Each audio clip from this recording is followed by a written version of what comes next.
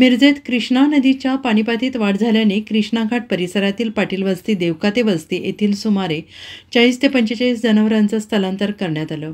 माजी नगरसेवक योगेंद्र थोरात यांच्या प्रयत्नातून त्यांनी मोफत वाहतुकीची सोय या ठिकाणी केली होती. या वाहनांच्या माध्यमातून तब्बल 40 ते 45 जनावरांचं स्थलांतर सुरक्षित स्थळी करण्यात आलं. या भागातील नागरिकांनी माजी नगरसेवक योगेंद्र थोरात यांचे आभार मानले.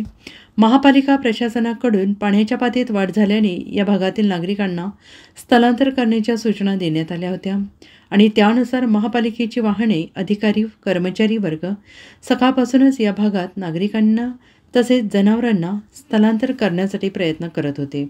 माजी नगरसेवक योगेंद्र थोरात यांनी सुद्धा याबाबत मोलाची मदत करत सदर सोय केलेल्या वाहनातून या जनावरांचं स्थलांतर करण्यात आलं.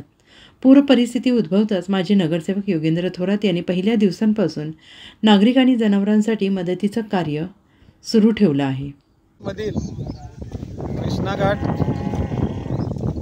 पूर्णिमेळा तर कधीच बंद झालेला आहे. मात्र आज पाटील मळा, देवकाते मळाकडे जायचा रोड जो निलजी बामणीचा रोड आहे त्याच्या रस्त्यावर पाणी आलेलं आहे. आपण पाहू शकता.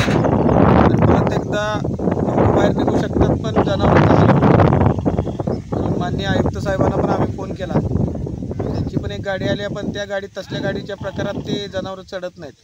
म्हणून आम्ही जी मोफत वाहतूक व्यवस्था केली होती त्यांना पण काही जनावरं चाललेत. काही शेतकरी स्वतः त्यांची व्यवस्था करायला लागलेत. पाणी वाढत चालले, रस्त्यावर आले.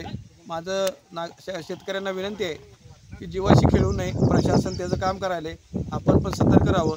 जनावर आपली पहिला बाहेर काढून घ्या, ही माझी हात जोडून विनंती. मल्लिकार्जुन अण्णासाहेब हरगे, राहणार कृष्णाघाट, मिरज. जवळजवळ 50 ते 60 जनावर असतापैकी महापालिका आणि थोरासाहेब यांनी आम्हाला मदत केल्याबद्दल त्यांचे धन्यवाद करतो. 40 ते 45 मळीवाट.